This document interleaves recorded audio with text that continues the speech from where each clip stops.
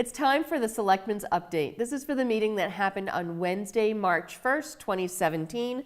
We had a very full meeting. We started with a one-day liquor license for St. Cecilia's for an event they're having on March 25th, a Friends Breakfast with the Knights of Columbus. We then heard from the auditors who came in, Melanson and Heath, who did the audit for the financial statements for 2016, so fiscal year 2016, which runs from August 1st, 2015 to June 31st of 2016. They found that our books and our taxes and our financial health is very strong.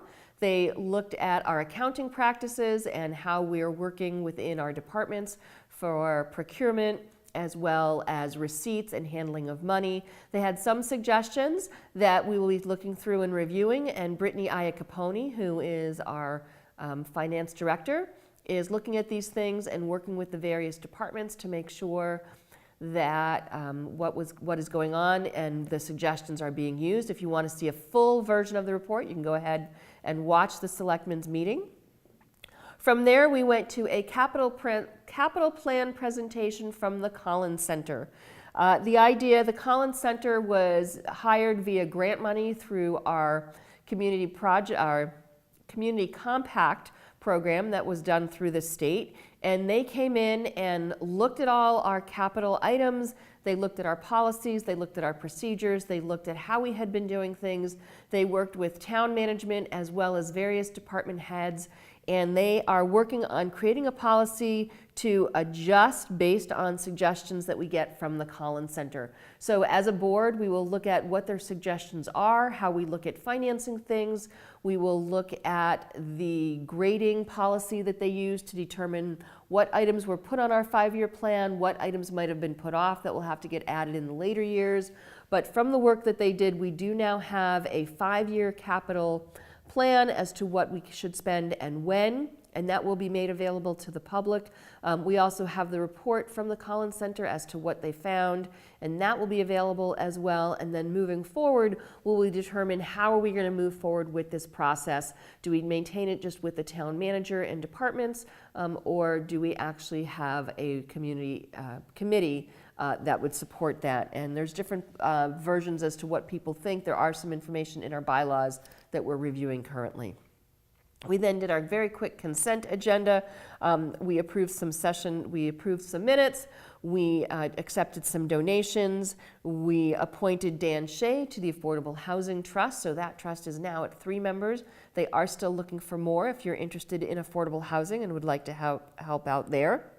We then announced the slight change to the submission date for our BAA grant program. So you now have until March 15th to submit for the BAA grant program, and then the grants will be dispersed either at the end of March, because we might add a meeting, or our first meeting in April. We then did some housekeeping for the conveyance of land for 466 Chestnut Street. That is the property around the house at 22 Elliott. The 22 Elliott was already accepted, and now the open space around it is available and has been accepted. From there, we had some good discussion and debate about our new banner program. So this is a program that we've been talking about for a number of years as a way to bring visibility and promote Ashland and the great events that are going on here. Beth Reynolds, our Economic Development Director, and Steve Mitchell, one of our selectmen, and Joe Mignani talked about a policy.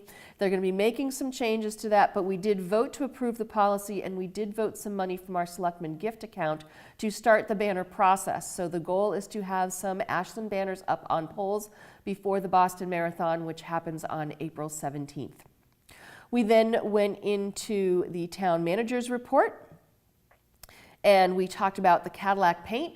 We had voted some money at the November town meeting to do some work there. And what was nice was they found that the soil under the buildings was cleaner than expected, which means we can move forward with certain things and not have to worry as much about remediation of the contaminated soil. We looked at the curbside textile recycling program. This is a new program that'll be coming at no cost to the town. You'll be receiving a mailer and new bags to be able to put your textiles. So clothing that maybe you don't want to donate to Salvation Army or other organizations because it's not as clean, that you might donate to just rags. but you don't know how to get it there, you can go ahead and put it in these bags, and you'll be receiving more information about that. And when we have the bags, we'll probably talk a lot about it a little bit further on this show. We got an update from the Corner Spot, and we'll be showing you some of that on our Around the Town tour. We talked and got an update of the Human Services and Community Program. What's going on there? We're discussing consolidation of some of our youth and family services to better serve the public. We had a town meeting update. We have 10 notices of intent. The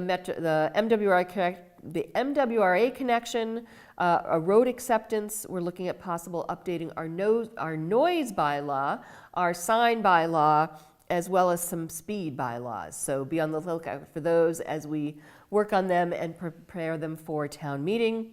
We talked a little bit about an RFQ for the downtown redevelopment. Again, this was some money that was put in at the November special town meeting to look at some parking and how we can redevelop downtown to make it a place that more people want to go to. That ties perfectly into the Corner Spot that's happening.